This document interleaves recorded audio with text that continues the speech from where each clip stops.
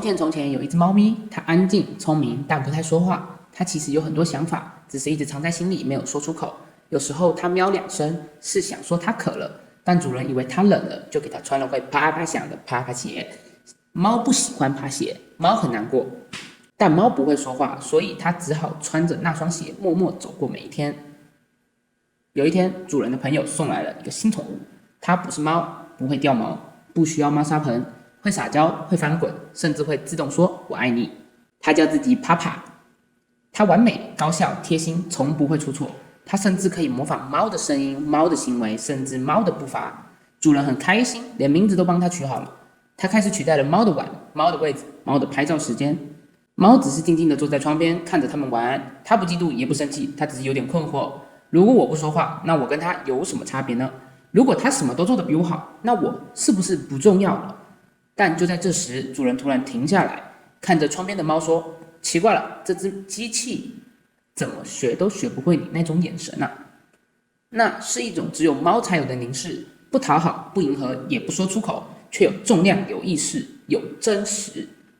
那一瞬间，猫第一次喵了一声，不是求什么，只是单纯说“我在这里”。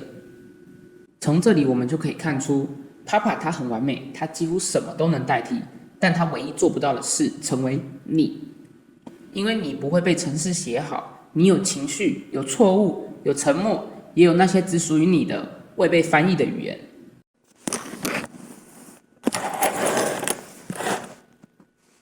大家都说猫是很有想法的动物，但其实大多数猫一开始什么都不懂，连怎么跟世界说我在这里都不会。而一开始猫只会在心里想，我想喝水，我觉得不爽，我今天有个新点子，但它从不说出口，它以为只要自己知道就好，其他人会自己懂。但这个世界不是猫会心灵感应的世界。久而久之，它发现不说出来的想法，就像窗边那颗发芽的豆子，没阳光没雨水长不大。猫每天都蹲在窗边想很多事，它脑袋转得飞快，比任何猫都还要忙。可是从外面看起来，它什么也没做。仆人只会说这只猫好安静哦，什么用也没有。猫这才发现，如果不把思考转换成行动，那就像一台永远没开出去的跑车，只会耗油。有一天，猫想了很久，决定开一间属于自己的小店，不是卖鱼竿的店，而是属于自己的角落。它在窗边放了一块小木牌，写着“这是我，欢迎光临”。那是一个地方，可以放它的画、它的故事、它今天学到的一句话。从那一天开始，路过的猫、狗，甚至仆人都停下来多看了一眼。有人说开店就是要赚钱，但猫知道赚钱是一种结果，不是开店的原因。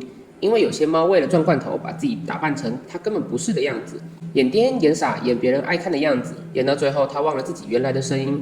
猫想，我想卖的不是自己，是我选择留下的东西。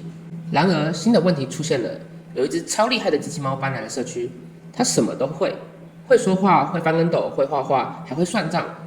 大家都说它好棒，好想养一只。猫一开始很受打击，它开始怀疑，那我呢？我还能做什么？直到他发现那只机器猫虽然什么都能模仿，但它不会感动别人，它只能执行，不能产生共鸣，因为它知道怎么说话，但它不知道什么话该什么时候说。深夜了，猫坐在它的店门口，看着那块木牌。有一天，这间店可能会倒，这条街可能会搬迁，但猫知道，它选择开了这间店，就已经留下了它的形状。它想，我不是因为被看见才存在，而是因为我选择让人看见，才成为了我。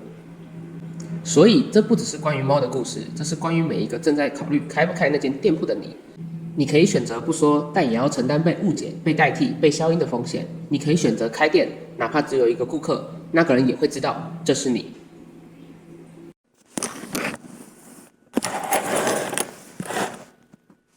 在这2年的 AI 竞赛下，资本其实已经无法放弃 AI 所带来的甜头了，而 AI 机器人始终最终都将代替劳动。毕竟它不需要休息嘛，无时无刻都在工作。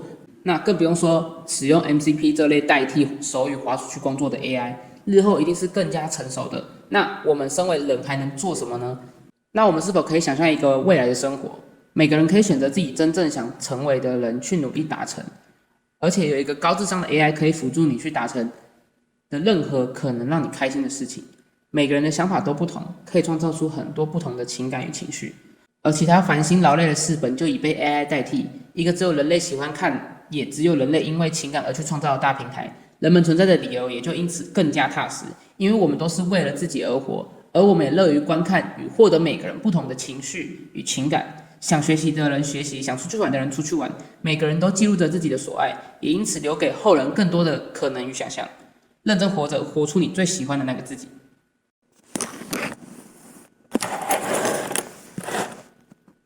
这世界会不断对你下定义，你只是一个谁？你只是一般人，你只是工具人。如果你不开口、不表态、不行动，这些外在定义就会成为你唯一的身份，而店铺就是你的舞台。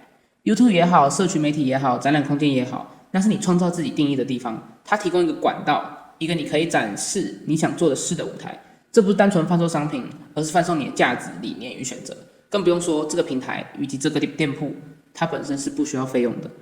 YT 就是一个现今与未来获得这些最好的媒介，更不用说它是一个提供获得与同时并存的店铺，也就是说它可以既产生价值，也可以消耗价值。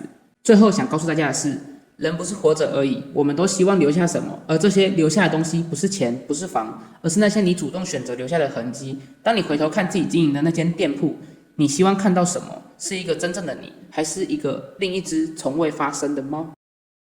你怎么想，其实一点都不重要。你怎么做才会成为你是谁？这是一段给勇者的提醒，也是一段给未来自己的讯息哦。